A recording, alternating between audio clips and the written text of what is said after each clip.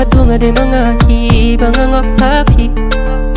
ngakno tanggala di bangada bihi ngada bishishada kumno yang ngak pangan sha kumno ya pi ngashukan mausa kumno ya pi kasap pen klat yang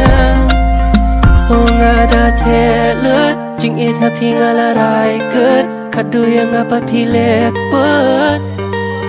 ngala telut tang happy tang bayang api lekum bom ya i nga isi masiam kaman wala paman yang nga shu kwa be tang happy por jom fingan om kuatang kendit kwa pa fingan jemut yang asyiket men siam ka on betang api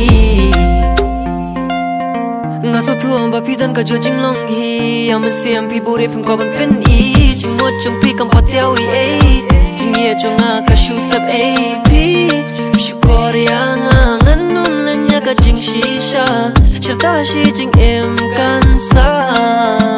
oh yeah jing ye happy tengala rai baro ki jing shanya oh happy tengala ai oh ngalingok shisha kum yang happy le kam kai sendak na shios mo ba shawai pila don gai yang happy shupin don kam kum nuangan shulet ngop yang ngala telo telo tapi